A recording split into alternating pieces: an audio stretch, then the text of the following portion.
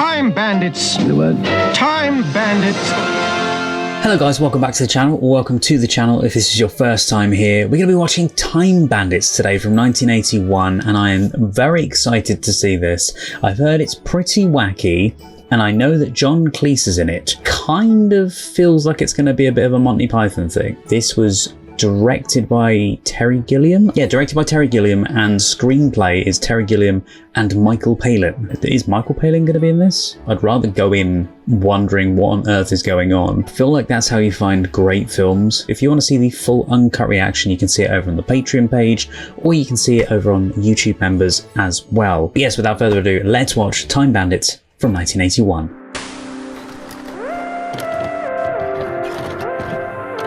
Handmade Films present. I'm liking this soundtrack so far. It's very 80s. Michael Palin is in it. This music's reminding me of... Oh, it's very Python sort of esque a bit. Oh, I love that title. Title design wise, I'm impressed. Ooh. It's interesting. It reminds me a bit of the old Look and Read programs, the style. The Moderna Wonder Major all-automatic convenience centerette gives you all the time in the world to do the things you... Oh, yeah. Kind of reminds me a bit of Marty McFly's house, actually. Completely different. Got one that can do that in 8 seconds. Block of ice to beef bourguignon in 8 seconds. Oh, they're a very boring family. Did you know that the ancient Greek warriors had to learn 44 different ways of unarmed combat? At least we've got a 2-speed hedge cutter.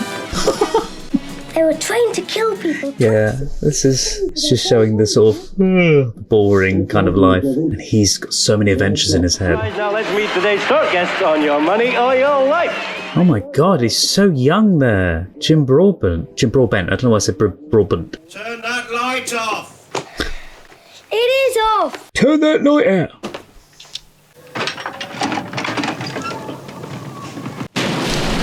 Jeez.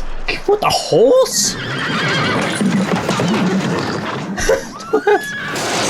I don't know whether I should be scared or...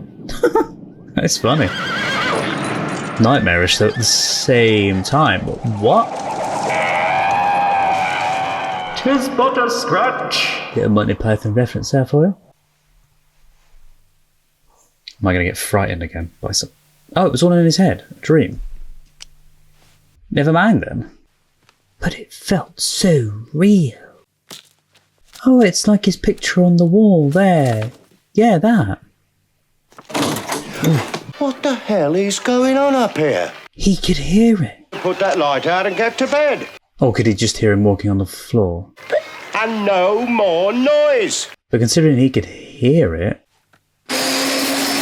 I turned it down a bit.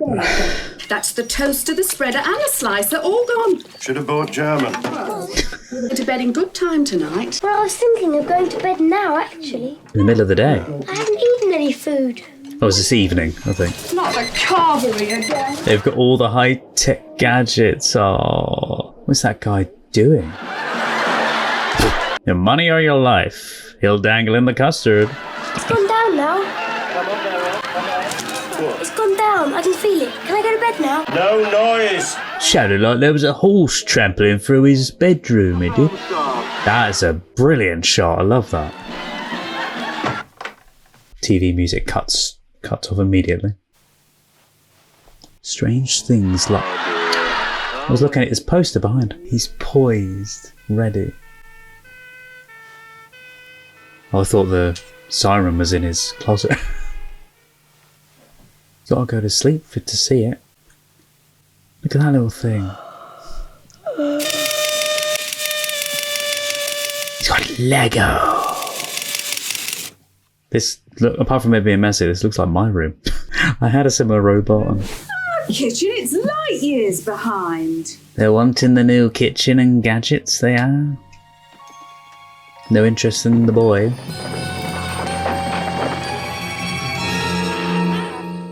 Hello.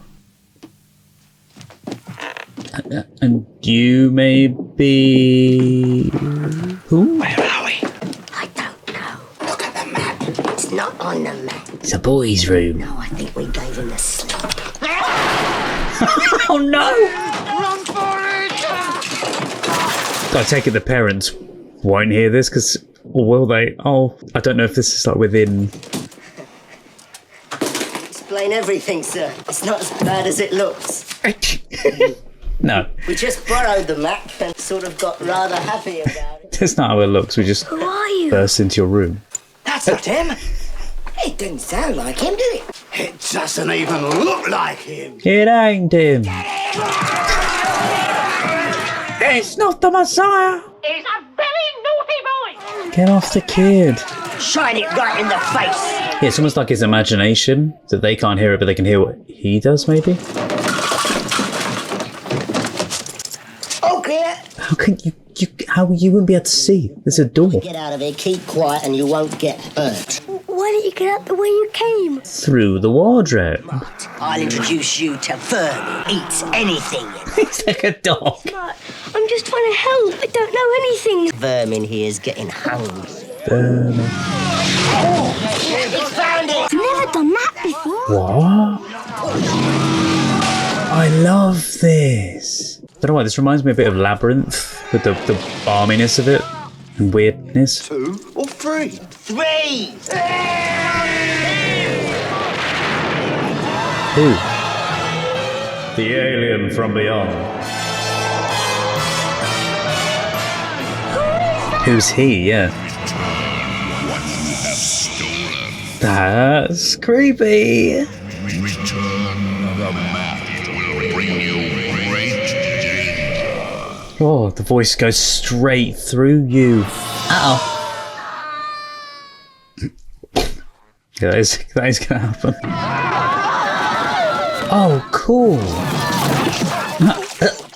All clear, Wally. I'm here. I'm a basket case, but I'm here. Fidget. Yeah. Well, where are we? A barn. What happened to my bedroom? Who was that man? That was a supreme being. A supreme being or the supreme being. We only worked for him. Shut up. They work for him.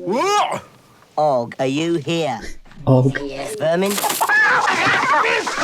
Will you stop eating? Now, it's too dangerous to stay here. He's probably still after us. Hey, where's he going? Get him! He'll give us away! I have a feeling, sir, you're not where you were before. You really aren't where you were before. Is he in his imaginations? This is kind of like what he drew. Of the past? Yeah. Look what you've done, boy! Sorry, what town is that? Castiglione! Oh, what Napoleon's left of it! Napoleon? Oh, it's Napoleon. You come with us! No, thanks. The Napoleonic War? You silly fool. You could have ruined everything. Do you know where we are? 1796, Battle of Castiglione. No, wrong one, but Are sure we're not in somebody's bedroom? not this time. No, we agreed, no leader. So shut up and do as I say. We've got to get into the city. The roads are too dangerous. By water. I've got an idea. We can use the river. Yeah. The production on this. Holy hell. I'm on fire. Somebody put me out. It's so over the top, but brilliant. What are we going to do here? A robbery! Oh, wobbly. A what? A shrubbery! We're international criminals. We do robberies. That's how it works. Yeah, I feel like this is his imagination running wild and he's dreaming it. But it's great fun. Okay, that's not great fun. It was me going, oh, it's great fun. It's that Punch and Judy in the background. Napoleon? That's him. You're not going to rob him. Look, that's Napoleon. Oh, it's him. I think that the mayor would like very much to surrender now, please. Look at that! Look at the little fellow! Oh, go away! He's such a child. He just likes watching Punch and Judy. Who doesn't? They are very keen to surrender. Stand so close to me, Nicky! Told you about that before. It's like being at the bottom of a bloody well. You think I'm small? No, Commander, you are not. No, you're just sitting down. 5'1" is not small. It's like I'm not sitting down. Yeah, 5'1" and conqueror of Italy. Not bad, huh? Very good. What has happened? Where are they going? Who shot it? Oh, did he actually just get shot? Bravo! Over dramatic, bub. Bravo. A little mishap. If you would like to see some of our other items. Because that one won't be coming back. Fun on a unicycle. This I think you like. Very funny. There's 3 idiots. That's clear. It's very funny, eh? It's like Monty Python, the 3 idiots. They kind of look like them dressed up, actually, but I'm not sure. They're all freaks. Not one of them under 5'6". No. One of them looked like Eric Idle. I wasn't sure if it was. That's what I like. Little things hitting each other. What are they going to do? Oh, God, don't tell... Oh, no, they're not going to get them on stage hitting each other, are they? Get on with it! Sorry, I'm going to do so many references. Like the wallpaper sticks to the wall. It's terrible.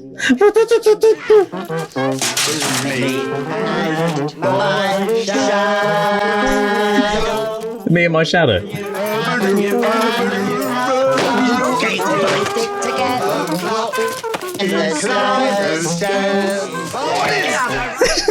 Come on, you wanted people hitting each other, so... What do you think? It's like, I love it! Marvelous shot. He loved it. You might want to take that off from around his neck. You stick with these boys, you have a great future. Having Napoleon say that to you. Brilliant. Thank you. The best thing to happen to me, I come to conquer Italy. Thought they were all small. I hear there was really tiny guys. I really think there are more important things. Shut up! Shut up, you fool! I'm trying to have a conversation. You are dismissed, you hear? It's streaks of misery. But sir, no! This has such a Python feel to it. Sorry. It would do though, because of the writers. Alexander the Great, 5 feet exactly. Oh my God, he's got the Mona Lisa, all the other treasures. 1 inch shorter than me. It's okay, Napoleon, you're probably about as short as me. They're like, treasure.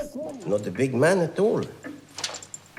You don't have to be tall to do great things. Good things come in small packages. 5'2", Okay, I'm not quite as small. They're so bored. I wouldn't be having that out. Tamburlaine the Great, 4'9". It's okay to be short. It's not easy being short. And he's passed out. Perfect. According to this map, there's a time hole outside. See if you can find it. Oh, so that's how they travel. They're time holes. I love that it's like we're going along with them on their journey. They're pretending to be Napoleon. Oh, there's a time hole, all right. Wait, Napoleon had a... I didn't know he had a fake hand. They have cleared him out. How are you going to get out of that place alive? They're all... Look at their outfits. Have they stolen? Turn around, you won't see that we're robbing you. Stop! Go! Can they go through the time hole after them though? Or is it only them that can go through? We'll find out. Oh, cool. So it closes just after. Why does this remind me of the... Oh, good Mistress Pansy. I could not have written... Michael Palin! There he is! Have I exhausted this day for nothing? Oh, the way you leapt to my chamber. Shelley Duvall? These 12 long years have been like chains that bound me. Yeah, it reminds me of Black Adder, the music, and one of the Monty Python sketches. Dennis Moore, galloping through the sward. And the personal problem? Oh, much better. You don't have to wear the special... No, I don't have to wear the special anymore. No more worries now. Yeah, no worries. I've got to admit, that looks like a bra on her head. It's not. Their time hole was on the carriage.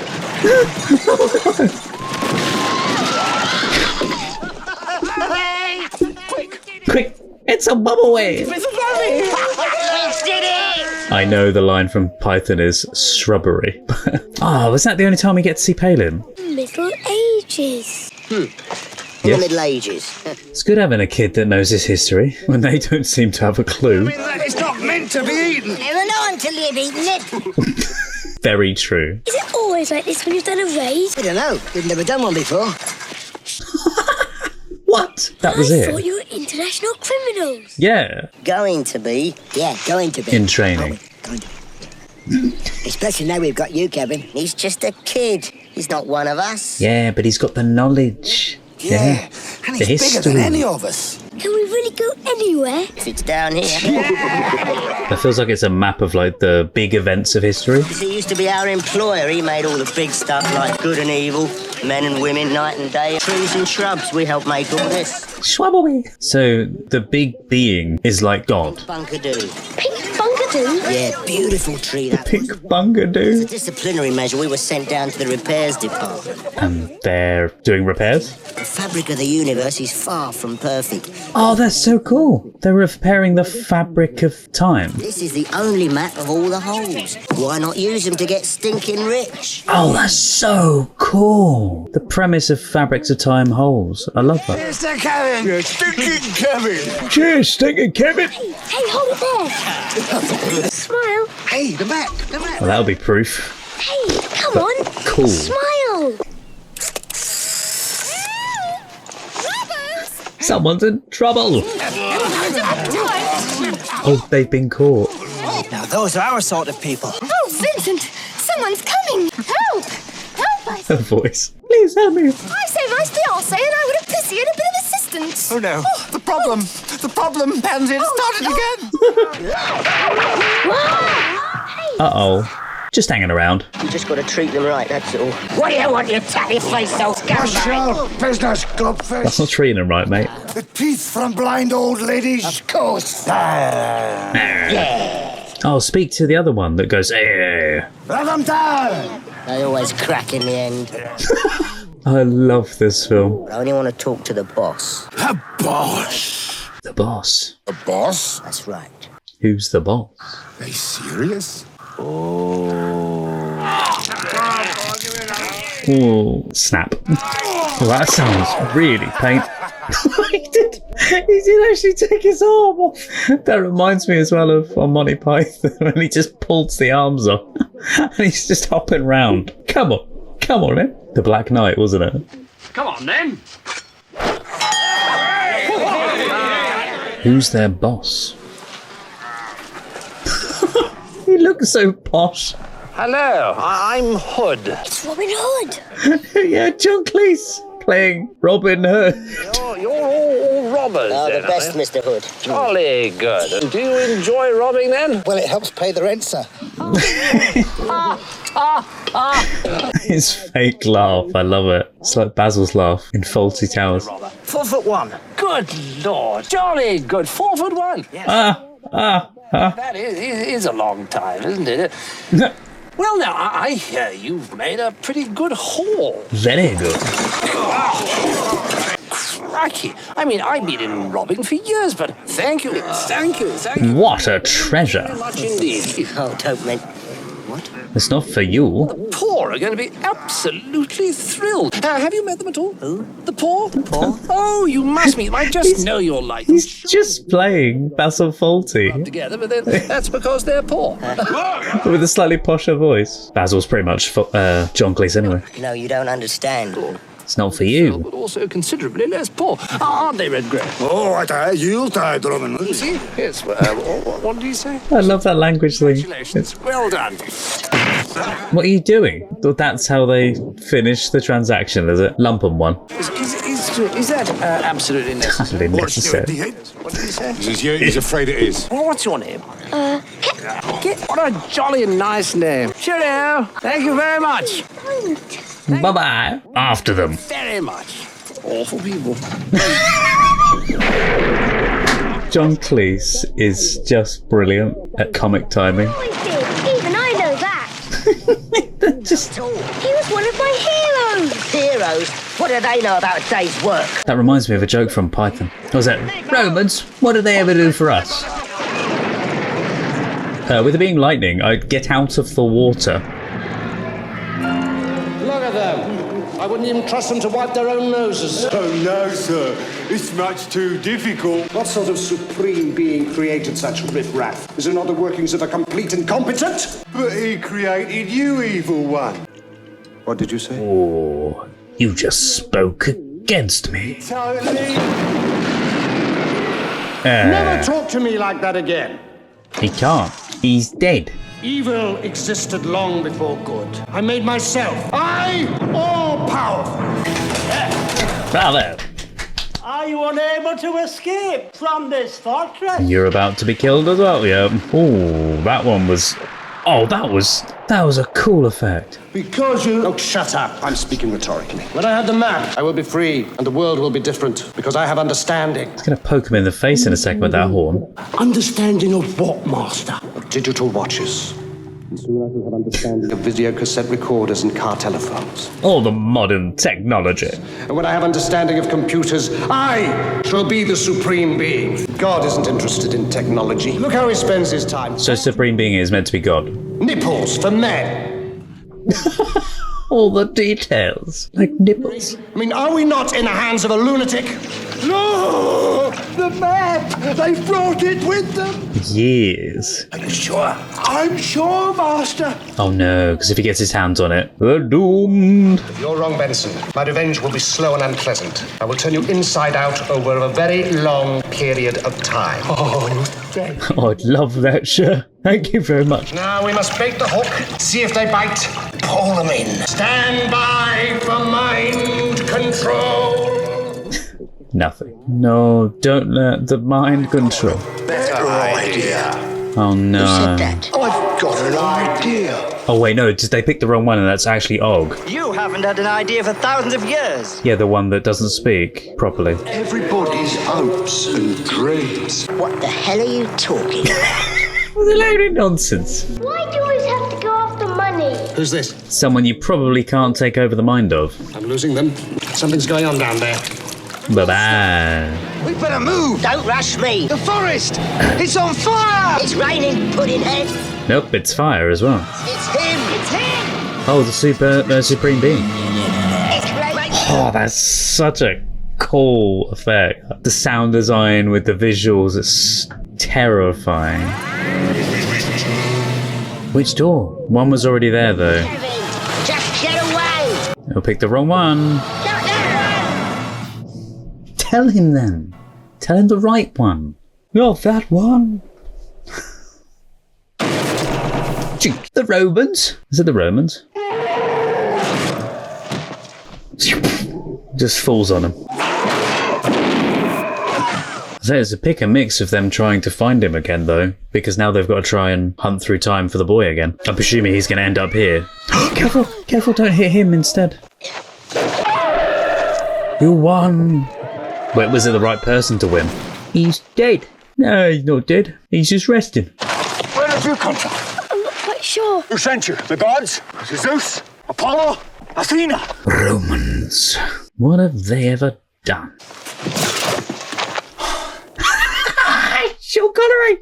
I didn't know that was him. I don't believe the way you killed him. Masterfully. But it has to be done sometimes. I mean, he was such a good shot.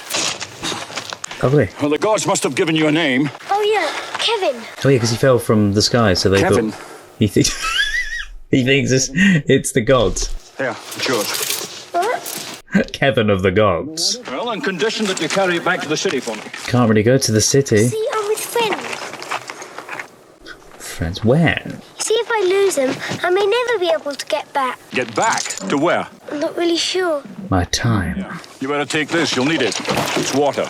Oh. There's enough there for your friends too, if they ever turn up. Surprised he didn't wait with him. Wait for me. No, please. I'd like to come. Really? No, please. Yeah, saves waiting out there.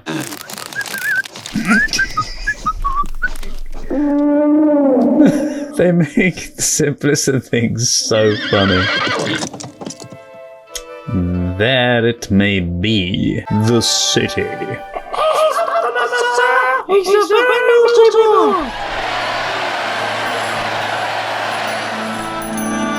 Huzzah! So who may he be? He hasn't said his name already, has he? I don't think he has. Wait, could he be Caesar? No, he wouldn't be Caesar. No. Where is he? Come here. You saved my life, remember? The enemy of the people is dead! Huzzah! Oh, hell, the boy. Wait. Trying to hear the name through it. Yeah, I'm not totally up on my history, so... Remind the Queen that I still rule this city. I wish I'd been in the Trojan Wars. Will you teach me how to sword fight? Oh, look, it was in his little toga and everything. I'll teach you something much more useful. I love it. It's like the cups thing, yeah. Sleight of hand, my boy. Sleight of hand. There. Alas, it's in my hand. Kings aren't supposed to do things like that. That's good. Wait, he's got his modern camera still. Oh, God, film camera. If his film still works when he goes back, they would be worth a fortune. Everybody wouldn't understand what it was. I never ever want to go back. Don't you want to see all your friends again? No. Yeah. No, thanks. Be in your own home? Your parents? Be with your own father? Yeah. Mother? No. Very well, then. You can be my child. Oh, God, they are creepy as hell. What are they doing? Like a secret ritual thing? To bring him into the family. Impressive. I have decreed that this boy shall remain here with us in our city. He shall from this day forward be my own son. There you go. And heir to the throne of Mycenae. Some random kid that you just brought in off the streets. She's not impressed. You do this all the time, all the waves and strays. Very impressive. Wow. Yeah, it's like a entertainment thing.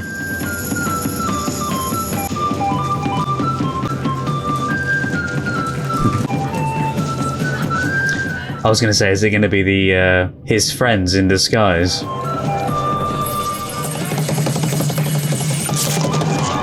It is. It is them in disguise. I think he knows as well. Has he realised?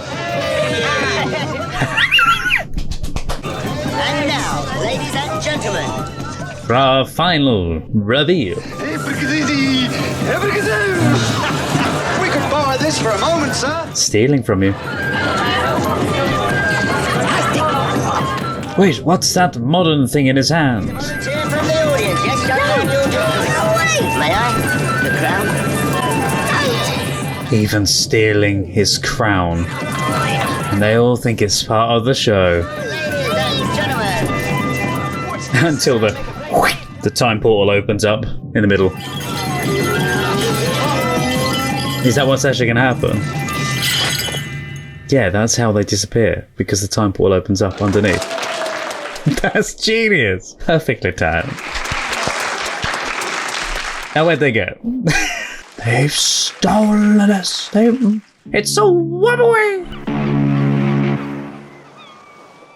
I was going to say the Titanic, but they're on it. So. Yes, I love the ocean. God, how I love her. So damn Wet. wet. Yes. Yes, wet. Yes. So damn wet. Pansy, look at me. This bit's like a play, a theatre play. Do you love me? Of course I love you. I love you a lot. You don't mind the thing on the end of my nose? Oh, you mean your... Yes, mine. No, darling. Oh, I didn't notice that. Could you share a house with a chap who has a thing like this on the end of his nose? Of course, my love. Everyone has something odd about them. Yeah. What's yours? Why, I've got an enormous... Pansy. What was she gonna say? Wanted to ask you. Ask me. Ask me. Will you? Will you? Will you? It's them again. Why does it keep happening to them? Pansy! His hair. Give me that! That was unexpected. Fancy, I can explain! It feels like two different time zones, though. Like two different eras. Sorry. But they look the same. Age. 6 more plates of caviar, please. Anyone else want any? Don't eat the caviar. It's disgusting. The caviar makes me throw up, you know. Yeah. Sorry, Randall. Sorry. Cheer up, Kevin. Kings aren't the only ones with money, you know. You make me sick. He probably felt like he had a family for once. Because I don't think he gets along. His parents don't really... He probably felt like he was a bit more of a dad than his actual dad. I don't understand you, Randall. You've got something really brilliant like that, and you're just wasting it. Yeah. I wouldn't call this exactly wasting it. No, but... Why couldn't you leave me?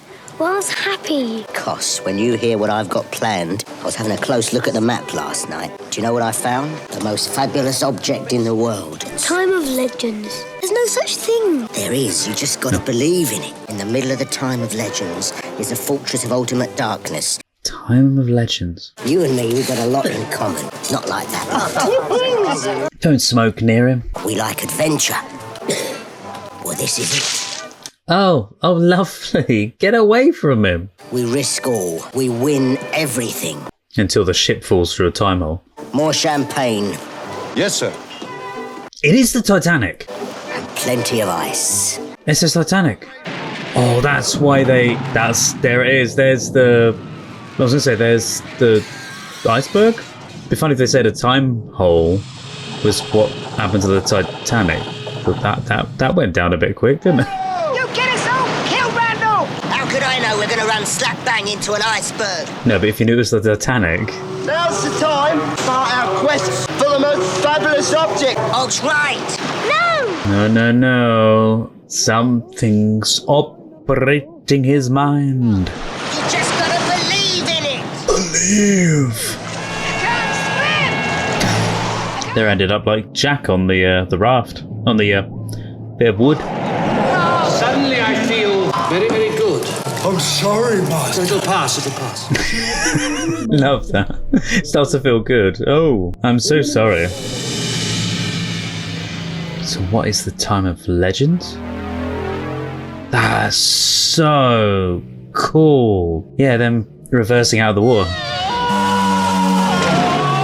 Or reversing from where they were into the Time of Legends.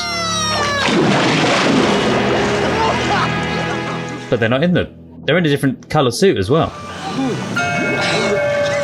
A pirate ship! What on earth? Who is that? Morning, dear. Okay. And the ointment for the leg. I grew too fast when I was young. You've been overdoing it a bit. You try being beastly and terrifying because your back hurts. But you are horrible, dear. Thanks. Look at these bloody spots. Diet, that is. Maybe she's making him like that. There used to be a time when you can be sure of catching old boots. And he'll catch them now. Now it's prawns all the bloody time. Anti-pollution. Come out here and help me. Oh, loads of fish. They're not fish. What's in there? They're humans. Oh, leave that to me, please. Yeah. And she'll do it. Yep, she does it with no effort. Such ease. We could have them for breakfast. No. What shall I do, dear? Look pretty. Terrify them. But what about me back? Well, you don't have to jump around. Just shout horribly. Leer at them. I like it when you leer. Right. Terrifying. He's just... Tasty little morsels, eh? No. The little clacking of his feet. No, not the boy, no. Oh no, he cracked his back. A cure for bad backs. Bad back. Oh, is he going to help him? You need is stretching. What stretching? Oh, if they fix it. That's better. That's better. That's wonderful! I love it. My food's helped me get better. Or it pulls them apart. Are they in the pot, dear? Yeah, just about. And one more for luck. Hey! This is where it turns out he's actually only with her because of the pain. Hey, what's going on? Are they going to throw him over? Brilliant. Are you all right, dear? Yeah, I'm alright. Winston? She's scary. It's just part of the cure. Winston? Knock him over like that. Yeah, knock her over, sir. That is wonderful. At last I can really cough. Oh, blows the boat. Yeah, it does. I was just saying, I didn't think it actually would. That's a beautiful ship, though. How are we doing now, Randall? Just fine. Can't see a thing, though, because of all this mist. Nothing can go wrong. You spoke a bit too soon. It is straight.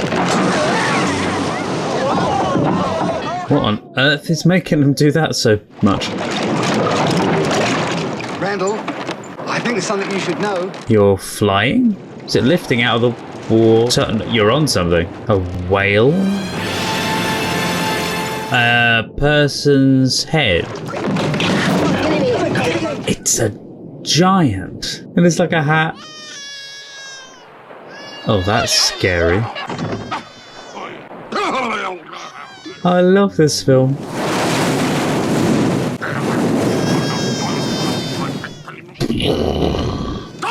Look at them. Long noses and everything. Look out. Run. Oh no. Goodbye, dear. Oh no. That's his head. Ow. Look, what a headache. That probably won't even make a dent in his head. Well, those liquids look like they'll burn. I've got an idea. What's he gonna do? Can't pour that on his head. Sleeping potion. Sleeping potion. Yeah, but oh, right, they're gonna inject it into his head. Oh. I think if you fall though, you're gonna die. Unless you fly off. Whee! The mix of like different ways of filming and effects and stuff is very well incorporated into this film. Oh, careful!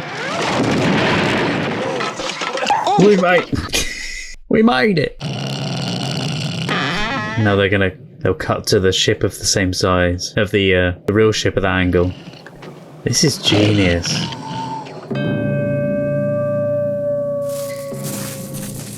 It's the time of legends. Oh, you're joking, Randall. There's nothing over there. Maybe that's it where you are there. You've been saying that for the last 40 miles. Just a bit further. I thought it was going to go whee! It'll fall down a hole. It'd be funny if it's the film screen that we're looking at. Or... I don't know, but it hurts. It's a wall. So that's what an invisible barrier looks like. The fortress of ultimate darkness. We've made it, lads! He's mad. You're mad, Randall. I love this. Nowhere, Randall. In the middle of bloomin' nowhere. There's nothing. But the glass. Smash through it. Come on, with No, stop. Throw one of the bones through the... Get out of the way. You'll never get back without me. You need the map. Oh no. I was going to say you need the map. Wally, give that back. Get out of the way, Randall. Yep, through the glass. Yeah. Oh, that's so cool. Now look, there's people watching us. Breaking the fourth wall. Oh, whoa. You didn't go the wrong way, at least. Oh, that's such a nice model. The detail in that. The mini little bricks and everything. So I presume it's a miniature, like in probably false perspective, like in Blade Runner. Look at that! I love that. I think it's little stop motion figures at the bottom. It is! Wow. You really are in the dark now, in the Vault of Darkness. Thank God the kid had the... Yes, folks. Moderna Designs present the latest in kitchen... Wait, what? This is the thing that they watched on the TV. And here they are, the winners of... What? Oh, yes. I forgot about what the show thing was about. The prizes. It's a trick, I tell you. Also, the boy's mind, maybe? The imagination? So let's give him a big... Is that his mum and his dad? Trevor, Diane. Oh, don't they? It is. Mom! Dad! Oh, this is creepy. I've got shivers. For the lucky winners. Try and lure them in. Come back! It's a trap! Yeah, it's a trap. Full sense of security. Just... Oh. And what made it possible for them to be here with us tonight? The map, please. No, no, no. Don't give him the map. Ah, it was him all along. That was clever. But did they pry into the mind of the boy to get that idea? I have the map. Day after tomorrow. Yeah. Oh, yes. No. What's that? Oh, God. Hello, mess. Oh, don't eat it. Oh, no. Oh, no. No, no, no, no, no. Stop chewing, please. Stop. No. That's it then. Oh, that sound. Ridiculous dead at home. No, stop eating. Oh, shut up. Oh. Hey, you could get everybody from throughout time to help. Might be difficult, but... Oh, yes, you took the picture of the map. Genius. It's the map. I can see it's the map. What use is that to us now? It's the map. Time of legend, see? Oh my god, that must be very good quality. We just found the biggest hole in the universe, and it's practically below our feet. Just so happens to be right underneath us if we fall at a specific time. No. That's right. I'll show them we can do something right. You're not going to be able to... We're going to undo the... That's it. Careful! Do it at the right time. Oh no, they've bent the dagger. Oh, you're going to cut the rope. Might take you a while with that. Oh, they're using it to lower themselves down. Yeah, you probably shouldn't have got that much off. Oh my god. That's all just going to go, isn't it? We're ready. So much effort. Just wait for the snap. Do they have to be near it to open it, for it to open? He just gets light all of a sudden, he's gone. Oh my god. Oh, it's there at the end, that's how they've got to do it. Oh my... No. Oh no. Ready, Wally? Okay, Strella. Oh, that's how they're doing it, right. We've made it! No, but no, what about him? Quick, save. Quick, because that's gonna snap. That's how they're doing it. I'd love it, but I'd be so scared. Please, please, no, please go on it. Come on, the other one. Oh no, it's gonna fall, isn't it? Right at the last second. Oh god, it's gonna snap. Yeah. He can still be... He can just pull himself up, can't he? Please. Oh my god. Oh no, please tell me he's not on the other end, is he? There he is! Oh, he is. Yes! No, we need his map. We don't need the map. But Evil's got the map, Randall. But we can't leave it with him, or he'll destroy the world. Very good point, actually, yes. Oh, Robert, Benson, I feel the power of evil. Sorry, their names are Robert and Benson. Evil names, aren't they? Well, this is the worst kind of badness that I'm feeling. I love that for them, bad is good and good is bad. We will remake man in our image, not his. Yes. We will turn mountains into sea. The boy's insane. Smoke being blown through the door. And wipe clean the scourge of woolly thinking once. Woolly thinking. Make beans into peas. Oh, Benson. You idiot, you. Mercifully free of the ravages of intelligence. Yeah.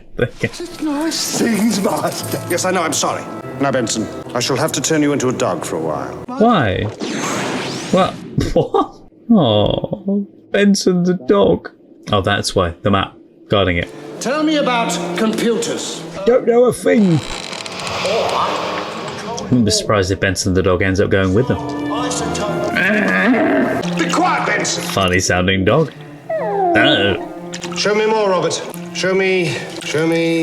Something. But try dialing. I must know everything. Oh, throw him a bone. I suppose the other guy could still pretend to be a dog, couldn't he? Come on. Careful. Come on, run, now. Throw it. Don't throw it. Just run across, now. Go. Oh, no, he's about to be hit, isn't he? No. Oh, they are scary looking. It's like it's horned devils. Legions of devils. Oh, God. We're trapped. We've got to separate. Unless there's a hole. Go down the time hole. Go wherever you can and get help. But you can't do it on your own. I'll take one other. Well done, Ox. No, bless him. Hey! Careful. Bad idea. Very bad idea. Got fireballs for eyes. They're like Lego bricks. Wait, it is like Lego. It'd be funny if that's actually what it was meant to be. Like they're shrunk in a Lego palace. You are a very troublesome... Yeah, they're Lego pieces, sure. I think I should teach you one of my special lessons. What would look nice? Half donkey, half warthog, half oyster. No, none of that. Half carrot. Taste it. Call off those creatures, or I'll destroy the map forever. Oh, brilliant. Because he's got the photo of it anyway. Then no one can have it. I have no need of them. Robert. Just one. He's got something up his sleeve. Oh, wonderful, Master. Wonderful. What's my time? Oh, God. Okay. Benson. I didn't think he was going to kill them as well. No. Oh my God. I'm a reasonable man. Yeah, that just doing it to terrify him. And you might at least walk out of here on human feet. Oh, could he maybe be standing on the... No, oh no! Now he's a full pig. At least he did that. No! Sleight of hand. Bye-bye. Step back a bit. Please be on the time hole or something. Is that a tank? That's what they did. Oh, fan-bloomin-tastic. This is like a little boy's toy plaything come to life. Yeah, look at this. Like he's playing with toys on the ground and stuff. I think this is from my imagination from when I was a kid. This is the best the Supreme Being can do. Guess we'll have a lynching, eh? Kind of like the Lego movie, you know, where it's all surrounding the boy and the dad is like the being thing. Brilliant. I also loved that the soundtrack a minute ago was very Western. The merry-go-round. What is happening? What is that? Oh my God.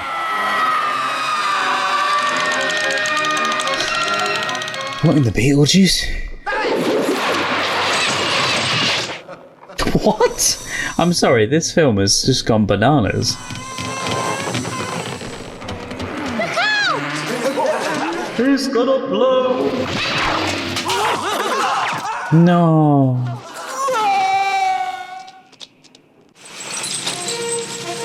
At least he was okay. I'm surprised they haven't done huge chess pieces or something. Like the people on the horse are a huge piece of chess.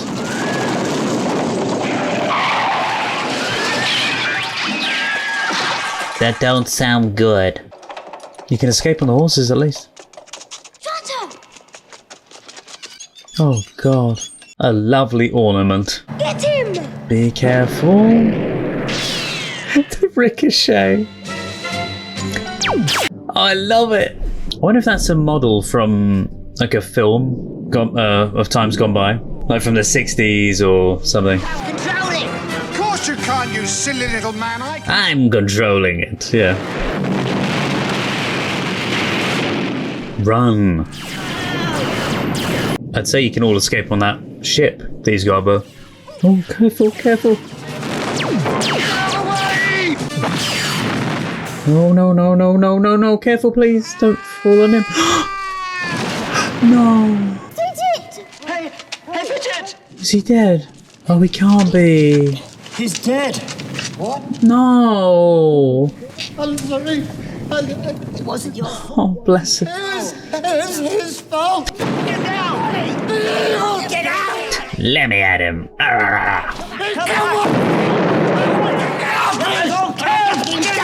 Careful, because he could get you.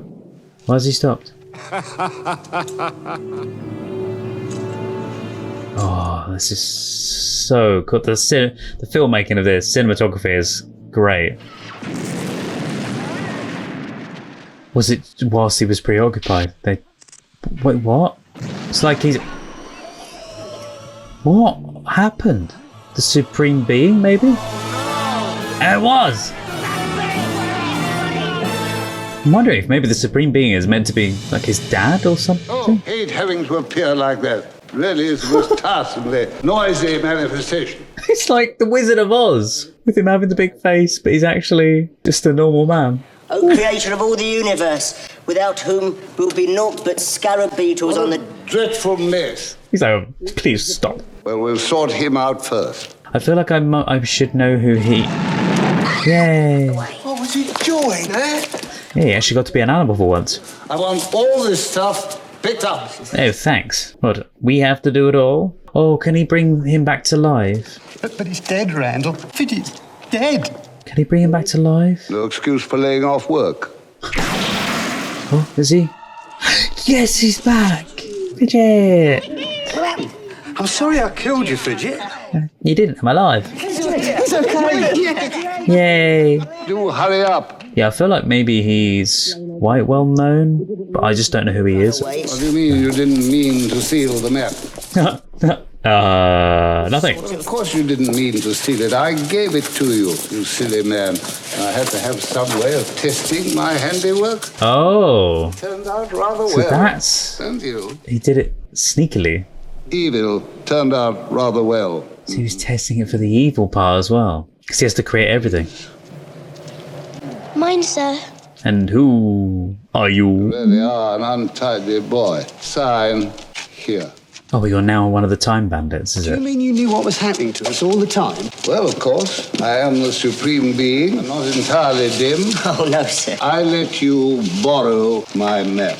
I want every bit of evil placed in here. The post office. You mean you let all those people die just to test your creation? Yep, apparently so.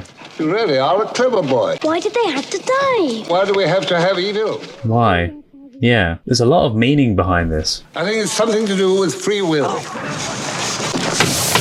Don't lose any of that stuff. Without free will. One drop of that could turn you all into hermit crabs. Yeah, without free will, you wouldn't have evil. Have our old jobs back, sir. Certainly we're appallingly bad. Because everyone would be good, or whatever he wants it to be. Honestly, I'm too tired. I think I'll just transfer you to the undergrowth department. Bracken, small shrubs, that sort of thing. A 19% cut in salary, backdated the beginning of time. Thank you, sir. Wait, a cut in salary? Well, I am the nice one. No, give them an increase. Unless they mean a 90% improvement. Any more time? That's not what he said. I've lost control again and put it all down to evolution. We need to get the boy back. Can he come with us? No, of course not. This isn't a school outing. But, sir, he deserves something. He needs to go back to his own time. He's got to stay here to carry on the fight. No. Hey, He's got to go back. Uh-oh. Hey, you can't leave me. Stop. That was cool. Hey, don't leave me. Help. No. Don't leave me. Oh, then that's how. But that was the evil, wasn't it? Remember they said if you get. Why is there an ambulance? Fire. Was it one of their things that's caused the fire? Oh God. Come on, come on. Maybe some of the smoke was the reason why he was hallucinating. Yes, that's the stuff there that he was dreaming about. Blast off the machine there. We are full time. Going in for the toaster. Gotta go in for the toaster. Miss Super Deluxe teammate. Better off without those stupid gadgets. Yeah. It's him. I think so. You're a very lucky boy. Yeah, all part of his imagination. Yeah. He's actually got the photos, so it wasn't in his memory. Left the Sunday joint cooking all night, didn't we? It's Thursday. You'd left it in there since Sunday? Well, someone put it on. It's the thing. It's the head thing, the evil head thing, isn't it? Or whatever it was. Yeah, don't touch it. You'll turn into... Touch it. You'll turn into whatever they said. No, please tell me he's dreaming. No. Go with the... What? Look at the old days, I love it. But now he's got no mum and dad. Mum. Because they're going to be hermit crabs, I think that's what it was they would turn into. Dad. Oh, that's really clever. How did they do that? Because look, the smoke's going in on itself, so it's a reverse shot, but the boy looked like he was walking forwards. Wow. The parents weren't too good for the boy, but now he's got no parents. It would have been ideal if maybe that had happened and then that was fantastic. Yeah, it would have been good if he'd gone with them at the end, gone with the fireman. Yeah. Well, you can definitely tell that that's a Terry Gilliam production.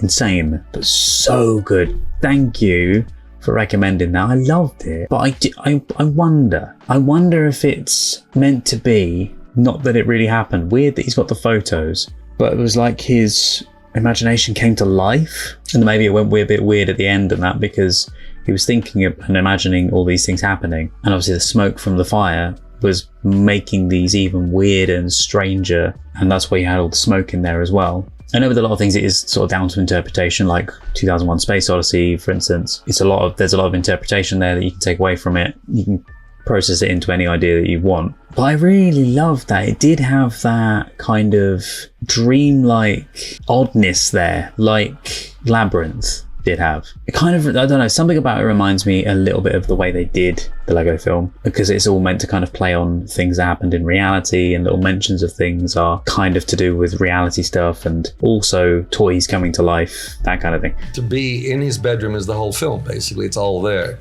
So we planned it accordingly, and luckily we got most of it there. I'm always curious how many people spot how much is there. The chessboard that's angled up just like in the Fortress of Ultimate Darkness. All those things, they're there. And it was so fun, so hilarious as well. And for that first half of the film, mainly because it got a lot more serious into the second half, and them trying to get the map and trying to fight that villain guy. But the first half of that, I just didn't stop laughing. I am definitely adding that to my favorites. I kind of like that it was set almost in the mind of the kid. If it was, I really, really like that idea, but it was very ambiguous. It made you think, is it? It left it very open-ended, so that you can kind of think what you want to think about the story. But his parents at the end as well. I know his parents weren't the greatest, they weren't the best, and they didn't really care about him, but it's have parents or not have parents. And I know it's probably a play on the whole thing of kids would love their parents to vanish kind of thing, but at least at some point in their life. But I don't think the kid wanted that, especially from the look on his face. I know that they weren't the greatest. He wouldn't have wanted that. We had endless debate over whether they should die, whether he'd kill the parents or not. No, but that was Dennis who say, it showed in the film, you cannot do that. And I was we were having this constant fight about blowing up the parents. I said, they gotta die. They didn't listen to their kid. Parents have to listen to kids. You've got to learn the lesson the hard way. And it always seemed right. And the turning points in this argument was when we were in Fresno having a test screening of it.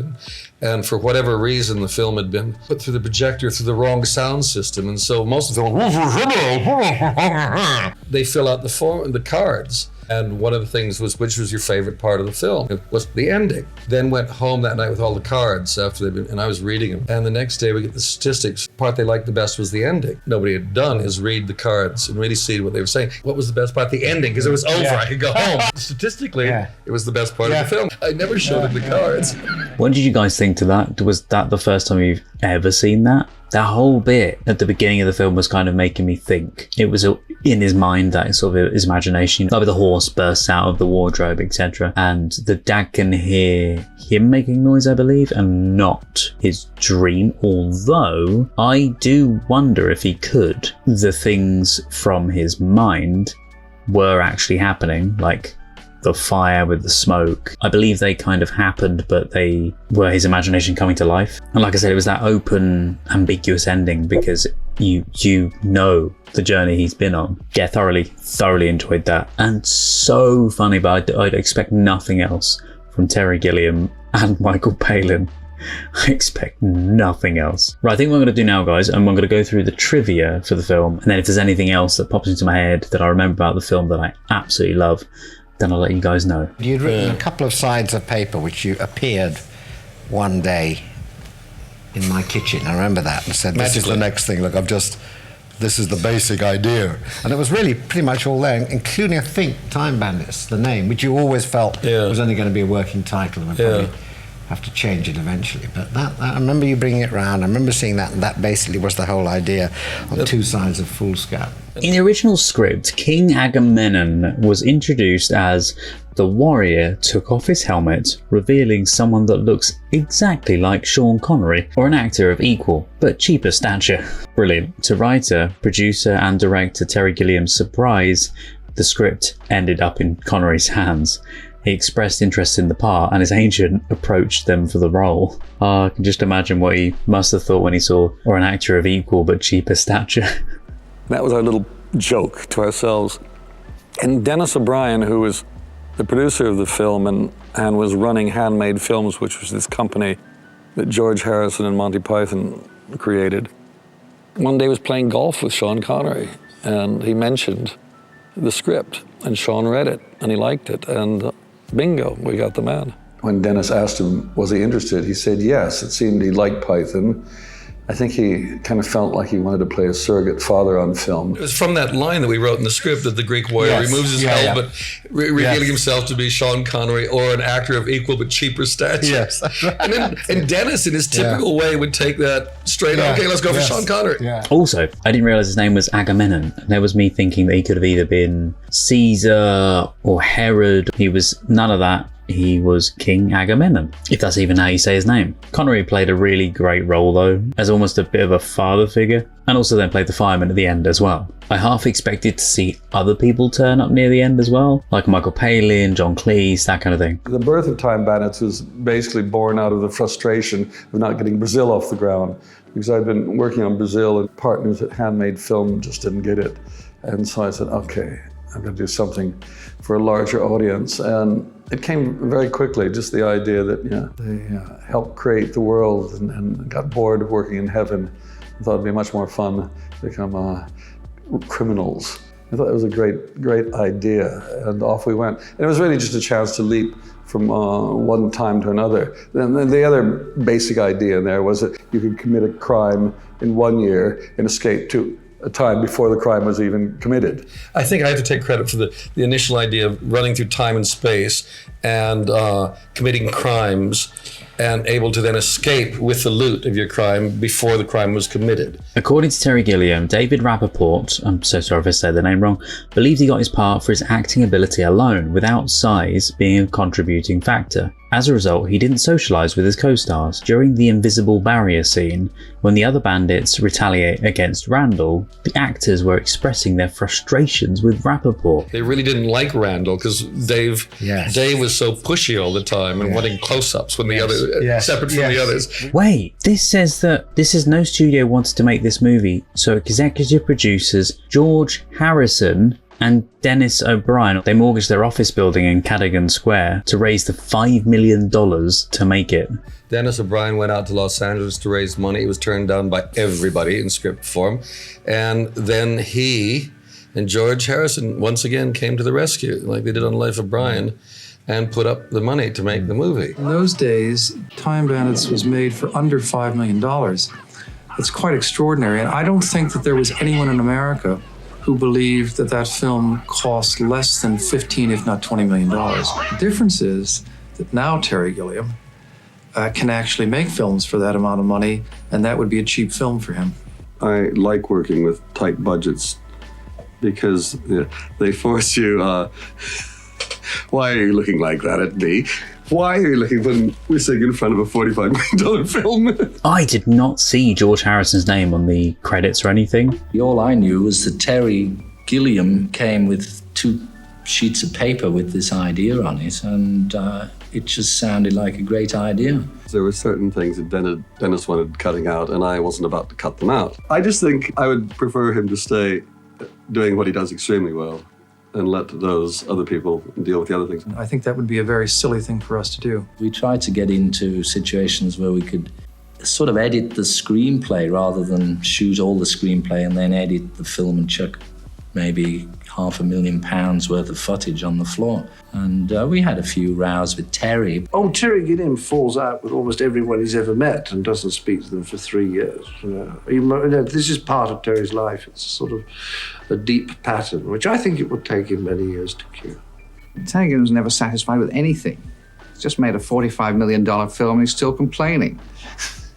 Didn't have enough money. There was a point where I threatened to burn the negative. I had reached breaking point, and I said, if you're going to insist on those cuts, I'm destroying the whole thing. I made it, I can destroy it. Goodbye.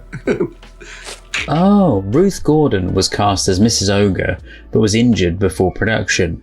Catherine Helmond was originally slated to play the role in heavy makeup to look like her husband, but then decided it would be funny if Mrs. Ogre was an ordinary person. Writer, producer and director Terry Gilliam agreed. It was also Sean Connery's idea to do the magic tricks for Kevin as well. But the magic little trick he does there, that was his idea. That wasn't actually written for him. He said, I can do this little thing here. They incorporated it beautifully. It's very simple. It was. I think it was our first sort of attempt at doing something simply.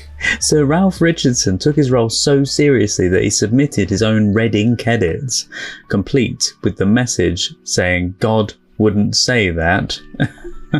Yeah, apparently Craig Warnock won the role after a wide search for the right child actor. An agent had seen Warnock's brother and sent him to an audition. That Craig went with him was merely a coincidence. Terry Gilliam, however, took more interest in Craig than his sibling, noting that the young man seemed rather intelligent, yet aloof and quiet, as opposed to the stereotypical cute little boy. Craig, listen, how did you get chosen for the part? Well, I went out with my brother to the audition.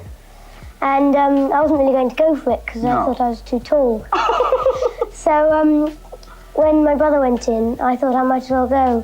Apparently while filming the scene in Sherwood Forest, in which the Time Bandits inadvertently crash into Vincent, Sir Michael Palin, and Pansy's, Shelley Duvall's, carriage, Terry Gilliam had scaffolding built for the actors to jump off.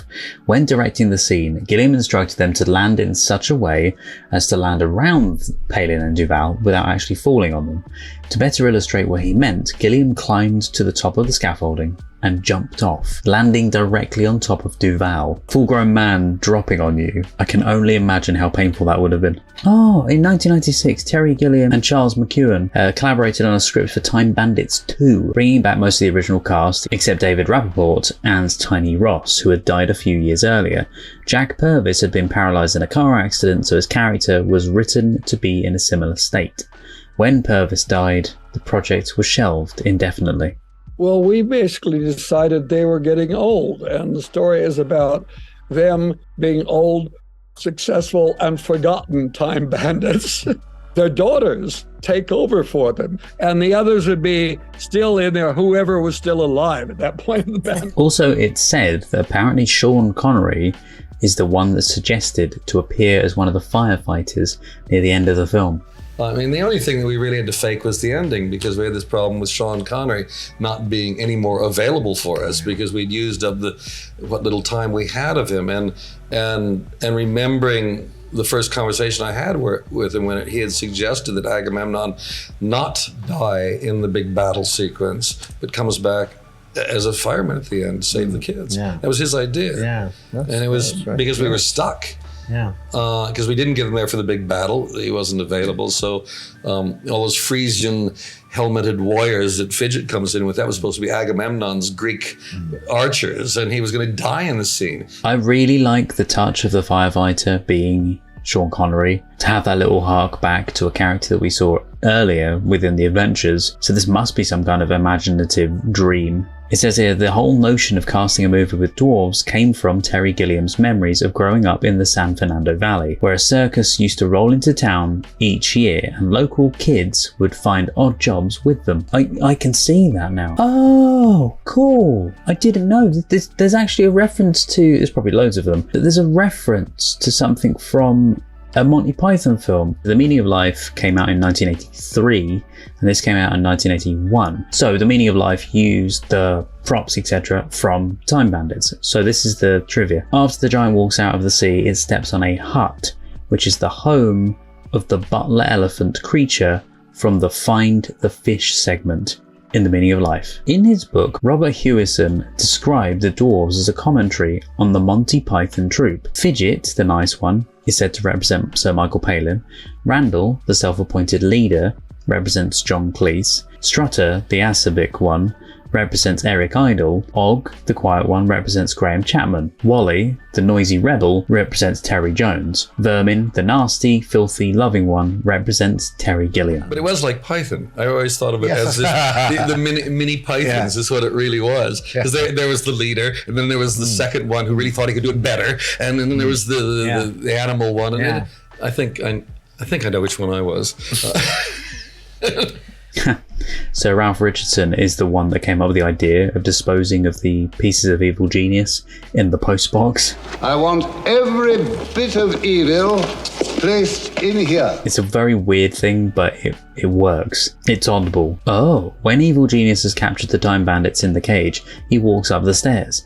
This was not David Warner, but a double, because Warner suffers from vertigo. Executive producer George Harrison was frustrated with Terry Gilliam's stubbornness, as evident to the lyrics of Harrison's song Dream Away.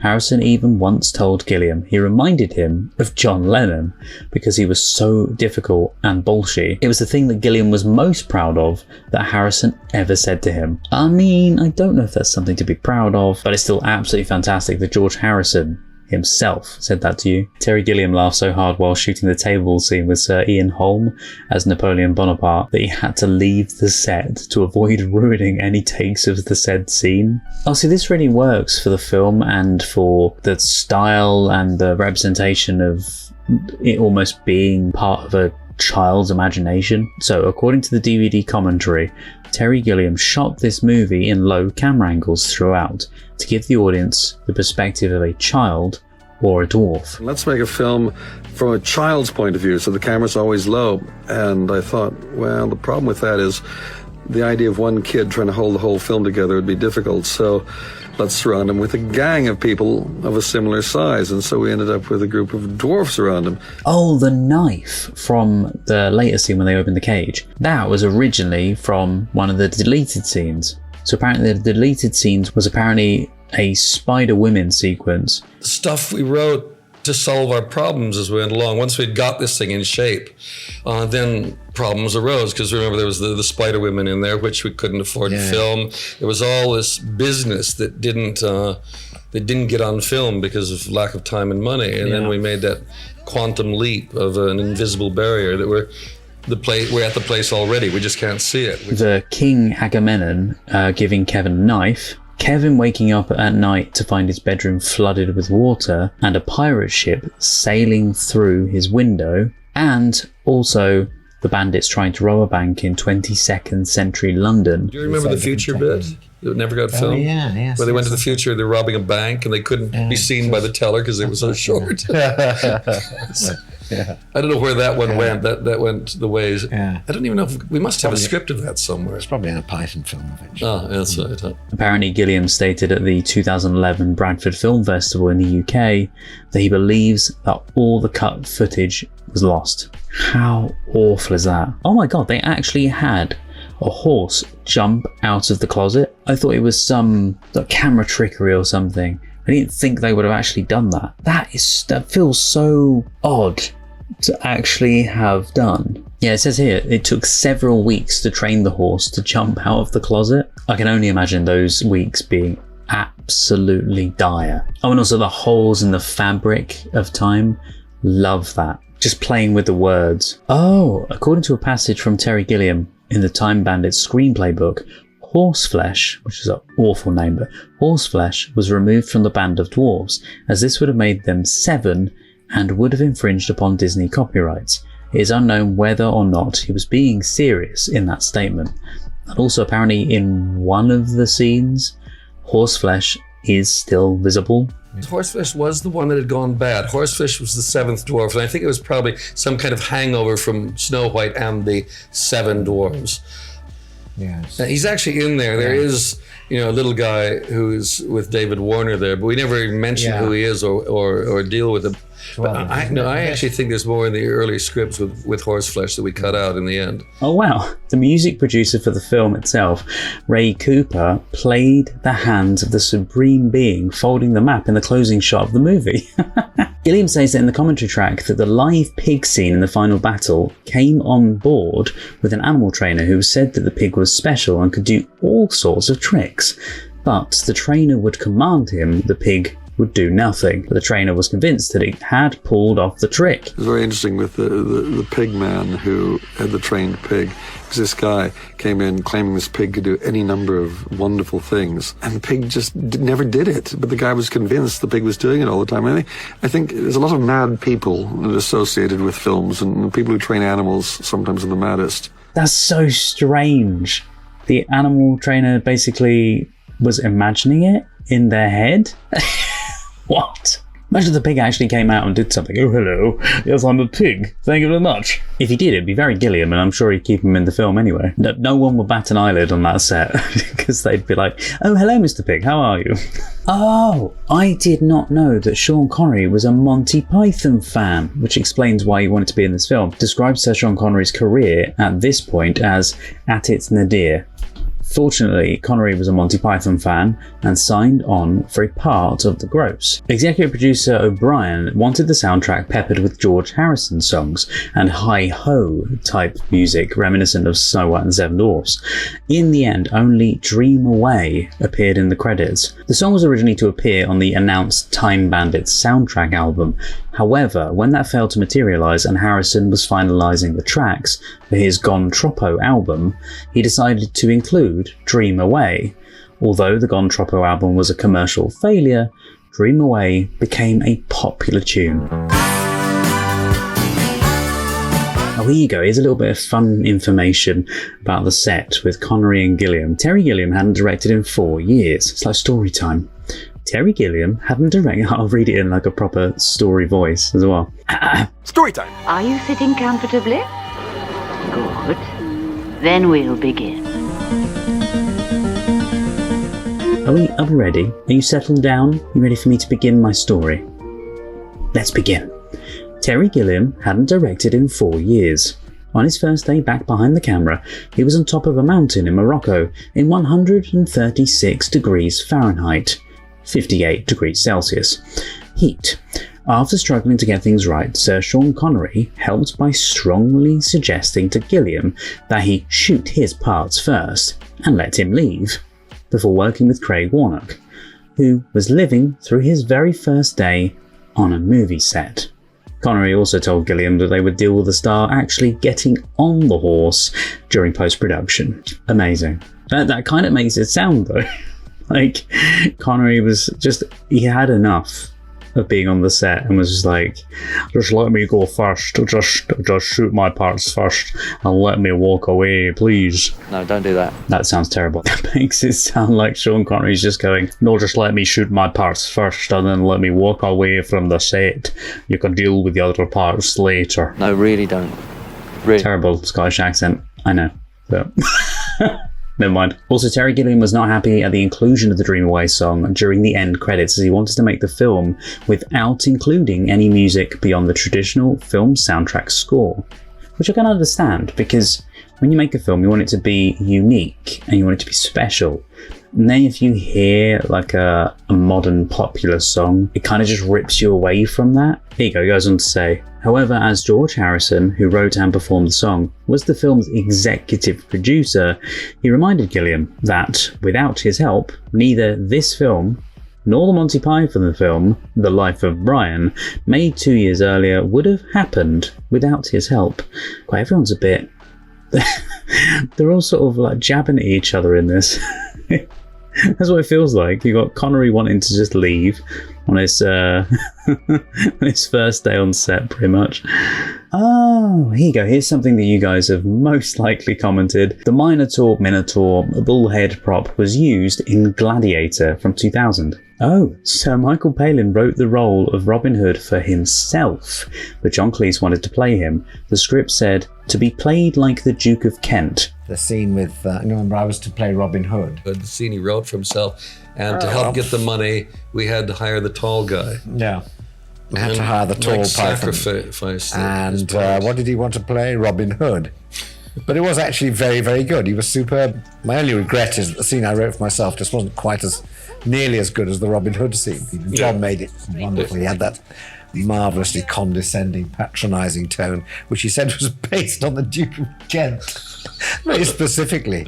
Don't know whether John ever met the Duke of Kent. Sort of kindly, slightly distant. Yes, and how are you? Jolly good. Yes, you rob a lot, do you? Very good. A reference to Edward Windsor of Kent going to football matches and shaking hands with the players, asking them questions. So Sean Connery played Robin Hood in Robin and Marian, 1976. I didn't know that, which also features Sir Ian Holm as well, and had a cameo appearance in Robin Hood, Prince of Thieves, 1991. Again, I've not seen that one either. I'm gonna have to check these out. But for me, the Robin Hood character reminded me so much of... Yes, that's it! It's Dennis Moore! Dennis Moore, galloping through the sward. Yes, it's got a whole Robin Hood sort of feel to it. Every time I was looking at the John Cleese character, it was reminding me of that. Oh, and it's John Cleese that plays Dennis Moore. Well, that's not an elm. An elm's got sort of great clumps of leaves like that. Sean Connery's appearance as a fireman at the end of the film required him to only be on set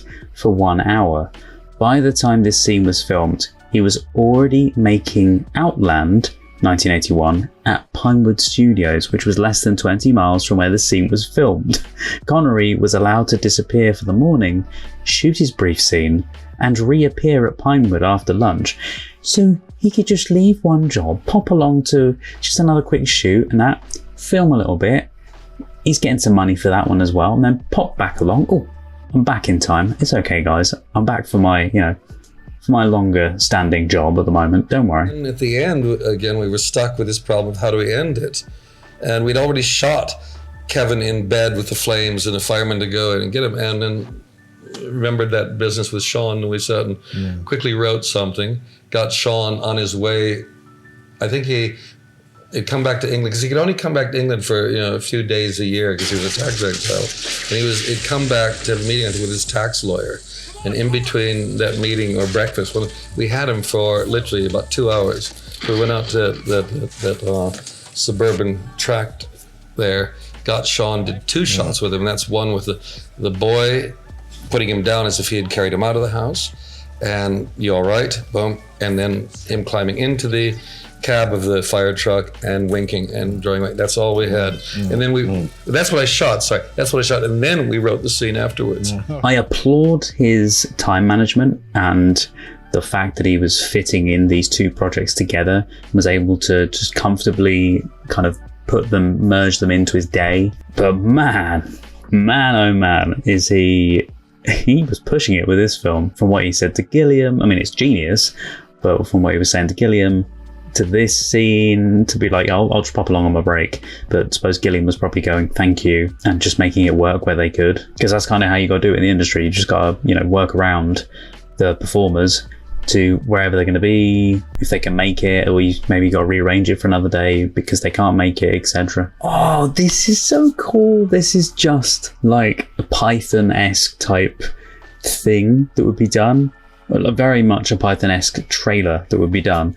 Apparently the trailer to the film has no explanation of plot details whatsoever, because the entire trailer is just images from actual scenes of the film, but with dialogue consisting of a British man bickering with an American narrator. Just a minute. What about the plot? The what? The plot! What the film is about. Well, I haven't seen it, have I? Haven't seen it? This suitcase is actually a Python suitcase, not from Monty Python itself, but by a company called Python. And I just think it's really cool. And coincidentally, I've put the Fawlty Towers record on top of it. I should have said it's a briefcase, sorry, not a suitcase. Oh, apparently in this movie, one of Napoleon's generals says Napoleon is 5'1". However, some sources say that he was really 5'6".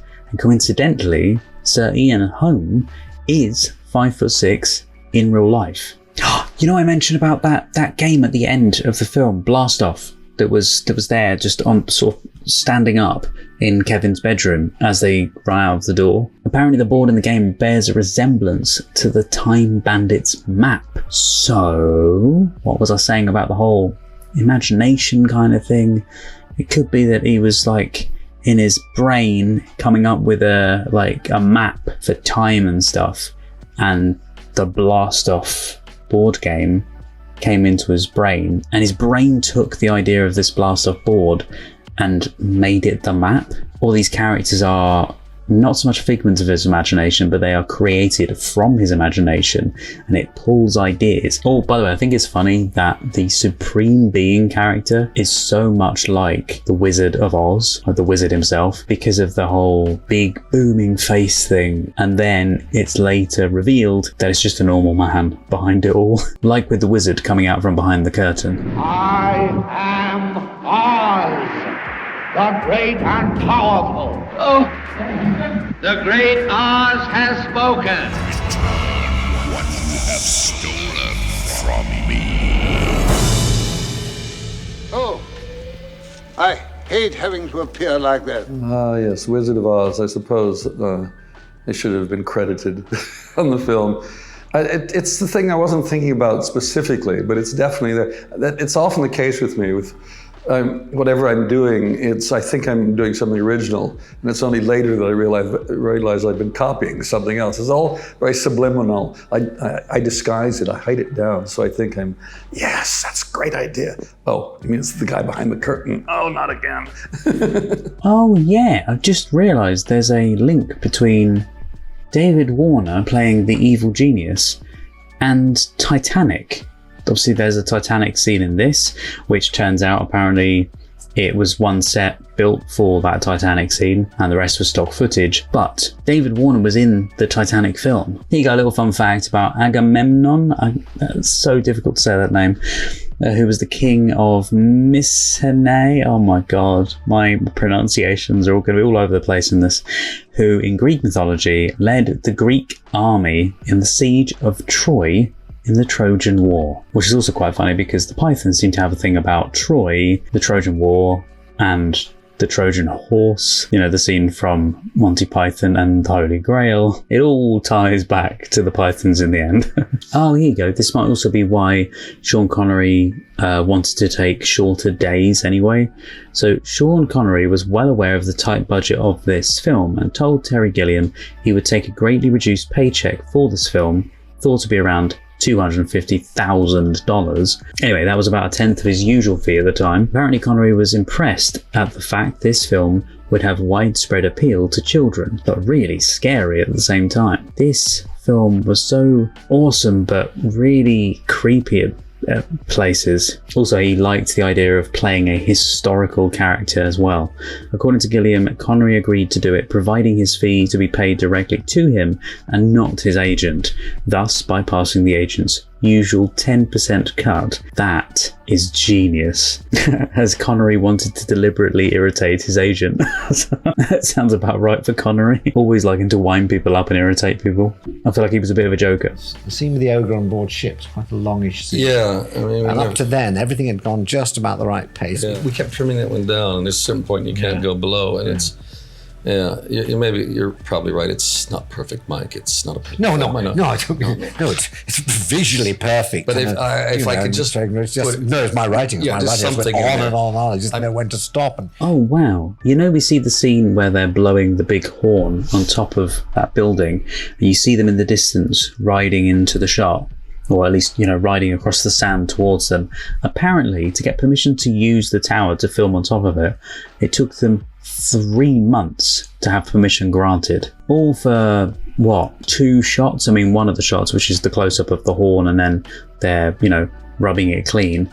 That could be done anyway. And it most likely wasn't filmed on top of the tower itself. To try and time that and radio through for them to start riding at that specific point. Or maybe they blow the horn once to signal for them to go, and then they knew that, that's action, okay, we'll start riding. Because if you shout, it isn't going to work. It might if you shout loud enough, but...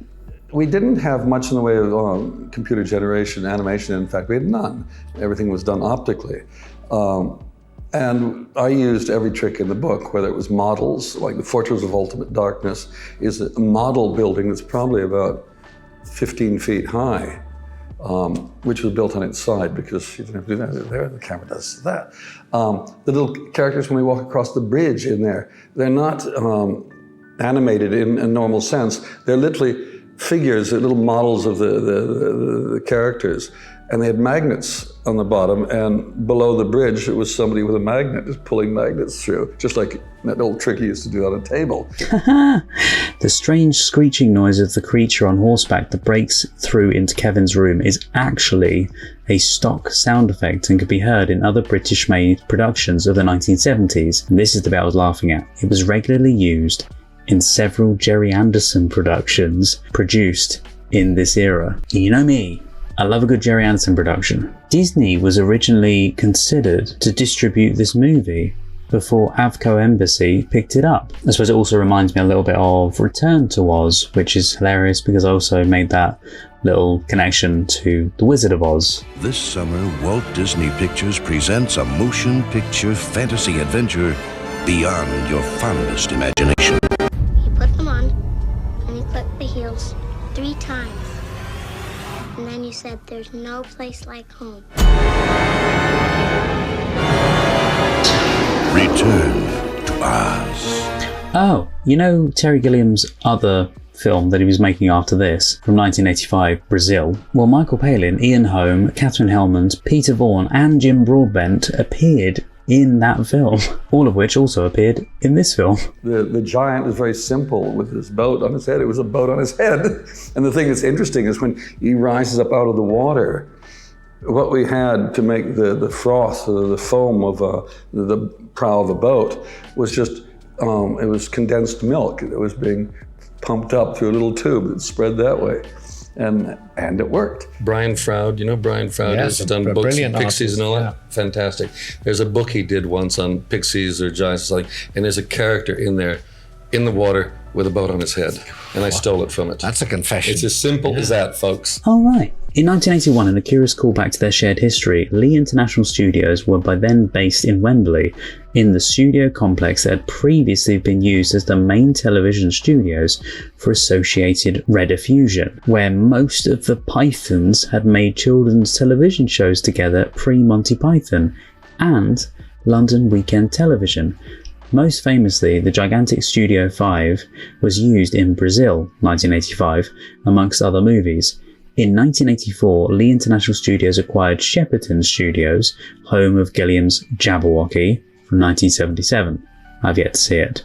And the Wembley complex eventually returned to television production as Limehouse Television and Fountain Television. In 2019, the Wembley Studios were scheduled for demolition. No! Oh, that's such a shame. Also, fun little fact, especially for people that like Star Wars, I haven't seen it. Most of the cast appeared in Star Wars A New Hope from 1977. Or from what I remember, isn't that the original film that was originally called Star Wars, not A New Hope? Oh yes, the film unites two actors who appeared in James Bond. Yeah, it stars Sean Connery, who played Bond between 1962 and 1971, plus a non-official entry in 1983, but then John Cleese also appeared in Bond. That is actually all of the trivia for today. Thank you so much for watching with me, guys. I hope you really enjoyed the trivia. I hope you really enjoyed me watching the film with you. And if you would like to physically watch the film along with me, so have me on one screen, have the film on the other screen, you can watch my reaction sort of as it happens and not in this kind of cut up form. You can go to Patreon or on YouTube members and you can see the uncut there. You can sync up with your own version of the film. I thoroughly enjoyed watching this. It's amazing that you guys have suggested this to me. You know me far too well because this film is my kind of film. Thank you. I really appreciate it. Now, as you may know, if you've seen some of my other film reactions, that I always try and give you guys a little bit of a secret quote, a little secret saying that you guys can pop down in the comments to let me know secretly that you've seen this video all the way to the end. And it'll also be my way of saying thank you as well, because I'll reply back to it, so I'll know exactly what it means, but no one else will know what it is unless they know of this thing. Do you know what I thought about having the secret saying as for this film? Swabblewee! It won't be that. I think I know what our secret saying is going to be for this one. It's going to be, I am a time bandit. I thought that works really well because we are like time bandits traveling along with them on this journey. Future Marty here, just a really quick update for you guys. Apologies, I've been a little bit ill lately, so things have taken a little longer to get out. Just wanted to let you guys know that this was watched far before Shelley Duvall unfortunately passed away, but I'd love you to check out an interview that was also done, which I'm going to leave in the description below as well. It's an interview from 2022 with Shelley Duvall, goes over a bit of her life, talks about the Kubrick thing as well, and it's just a really beautiful interview. Hello, I'm Shelley Duvall. Welcome to me.